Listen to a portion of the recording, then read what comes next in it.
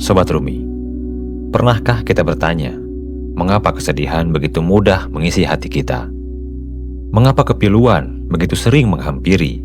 Mengapa kekosongan begitu terasa nyata? Padahal ada sebuah janji ilahi yang sangat indah.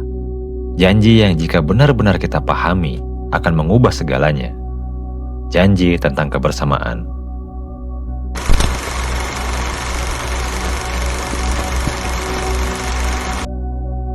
Kebersamaan yang menghapus segala kesedihan, kebersamaan yang mengisi segala kekosongan. Allah berfirman dalam surah At-Taubah ayat 40. Jangan bersedih, sesungguhnya Allah bersama kita. Kata-kata yang sederhana, namun di dalamnya terkandung misteri yang mengubah hidup. Apa makna sebenarnya dari bersama Allah? Dan mengapa kebersamaan itu menghapus segala kesedihan? Mari kita selami bersama.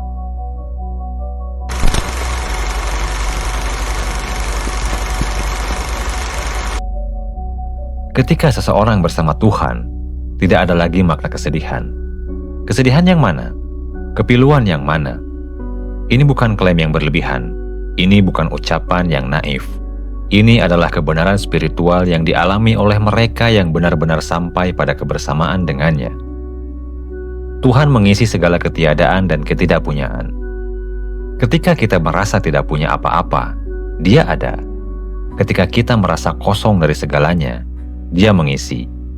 Ketika kita merasa tidak berdaya, Dia adalah kekuatan kita. Dialah segala kebaikan dan keindahan. Bukan hanya sumber kebaikan, bukan hanya asal keindahan, tapi Dia adalah kebaikan itu sendiri. Dia adalah keindahan itu sendiri.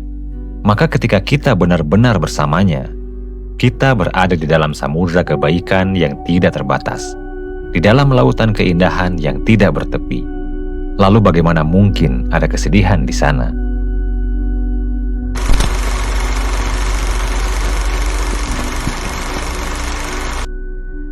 Ada sebuah pertanyaan sufi yang sangat dalam. Apakah yang dimiliki bagi yang tidak memilikimu? Apakah yang tidak dimiliki bagi yang memilikimu? Mari kita renungkan ini dengan saksama. Apa yang dimiliki oleh seseorang yang tidak memiliki Allah? Dia mungkin memiliki harta yang melimpah, tapi apakah itu benar-benar miliknya? Suatu saat akan hilang. Dia mungkin memiliki jabatan yang tinggi, tapi apakah itu kekal? Suatu saat akan berakhir. Dia mungkin memiliki pengakuan banyak orang, tapi apakah itu sejati? Suatu saat akan pudar.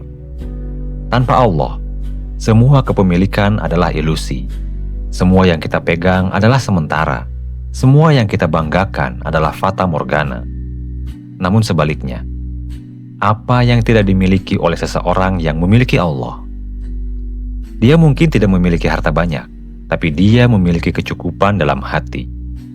Dia mungkin tidak memiliki jabatan tinggi, tapi dia memiliki kemuliaan spiritual. Dia mungkin tidak memiliki pengakuan banyak orang, tapi dia memiliki ridho ilahi. Ketika kita memiliki Allah, kita memiliki segalanya, karena Dia adalah sumber dari segala sesuatu.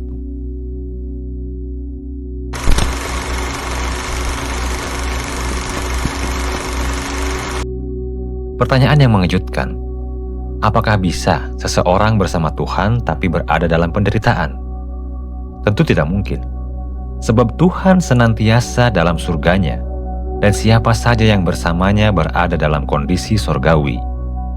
Ini bukan berarti tidak ada ujian, bukan berarti tidak ada kesulitan fisik, bukan berarti hidup selalu mudah secara lahiriah. Tapi ada perbedaan fundamental antara ujian dan penderitaan sejati. Ujian adalah peristiwa luar yang menguji kita. Penderitaan adalah kondisi batin yang menyiksa kita.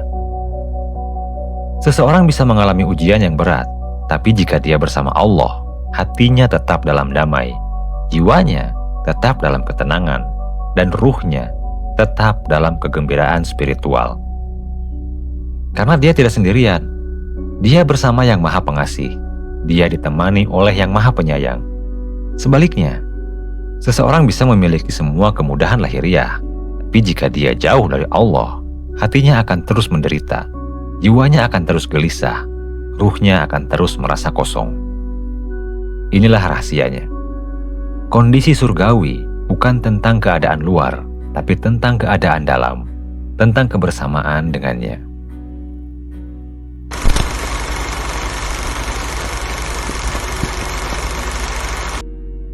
Maka yang tidak bersama Tuhan akan selalu berada dalam kesedihan. Ini bukan kutukan, ini adalah konsekuensi alami. Seperti tanaman yang jauh dari air akan layu, seperti ruangan yang jauh dari cahaya akan gelap. Begitulah hati yang jauh dari Allah akan selalu dalam kepiluan. Tidak peduli seberapa banyak dia berusaha mengisi kekosongan itu dengan hal-hal lain, dengan kesibukan, dengan hiburan, dengan pencapaian, atau dengan hubungan. Semua itu hanya akan memberikan kepuasan sementara. Lalu kekosongan itu akan kembali, bahkan lebih dalam dari sebelumnya. Karena hati manusia diciptakan untuk Allah. Hati memiliki bentuk yang hanya pas diisi olehnya. Ketika kita mencoba mengisinya dengan selainnya, akan selalu ada celah. Akan selalu ada yang kurang. Akan selalu ada kesedihan yang tersisa. Seperti mencoba memasukkan kunci yang salah ke dalam gembok. Tidak akan pernah pas. Tidak akan pernah membuka. Hanya Allah adalah kunci sejati untuk hati kita. Hanya kebersamaan dengannya yang membuka pintu kebahagiaan hakiki.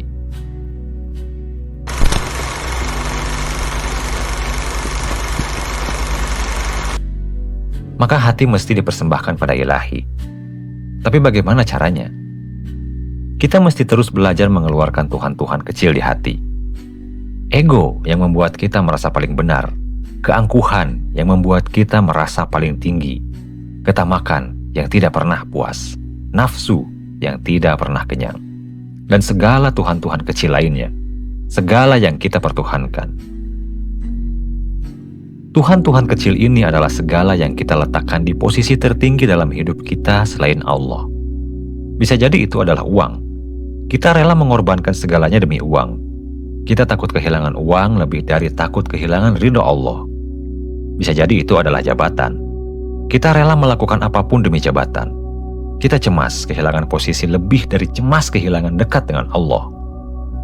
Bisa jadi itu adalah pengakuan orang.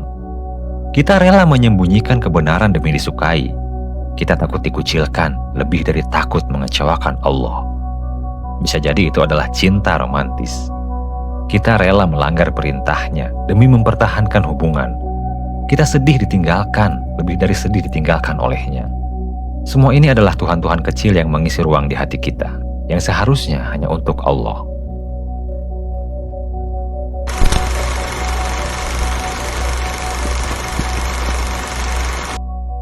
Karena hanya pada saat hati kosong dari segalanya, Tuhan akan turun ke hati dan mengisi seluruh ruang-ruang kesadaran manusia. Ini adalah janji yang luar biasa. Allah menunggu hati kita kosong, bukan karena Dia tidak bisa masuk ketika hati kita penuh, tapi karena Dia Maha Mulia. Dia tidak mau berbagi tempat dengan yang lain. Ketika hati kita masih penuh dengan ego, dengan ketamakan, dengan keangkuhan, maka tidak ada ruang untuknya. Tapi ketika kita mulai mengosongkan sedikit demi sedikit, melepaskan satu persatu Tuhan-Tuhan kecil itu, maka Dia akan mulai masuk sedikit demi sedikit mengisi ruang-ruang yang sudah kosong. Dan ketika hati benar-benar kosong, ketika tidak ada lagi yang kita pertuhankan selain Dia, maka Dia akan memenuhi seluruh hati. Disitulah kesedihan benar-benar lenyap. Disitulah kepiluan benar-benar sirna. Dan disitulah kekosongan benar-benar terisi. Karena yang mengisi adalah Dia yang maha sempurna, yang maha indah, yang maha baik.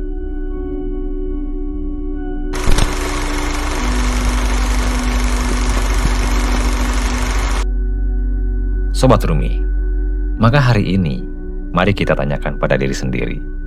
Apa saja Tuhan-Tuhan kecil yang masih kita simpan di hati? Apa yang kita takuti kehilangannya lebih dari kita takut kehilangan ridhonya? Apa yang kita kejar dengan lebih bersemangat dari kita mengejar kedekatan dengannya? Mulailah mengosongkan, satu persatu. Tidak perlu sekaligus, tidak perlu sempurna. Mulai dari yang kecil. Mulai dari melepaskan sedikit ego, sedikit keangkuhan, sedikit ketamakan. Dan rasakan bagaimana ruang itu perlahan diisi oleh kehadirannya. Rasakan bagaimana kesedihan perlahan digantikan oleh kedamaiannya. Rasakan bagaimana kepiluan perlahan diisi oleh kasih sayangnya. Karena dia berjanji, jangan bersedih, sesungguhnya Allah bersama kita. Dan ketika dia bersama kita, tidak ada lagi ruang untuk kesedihan sejati.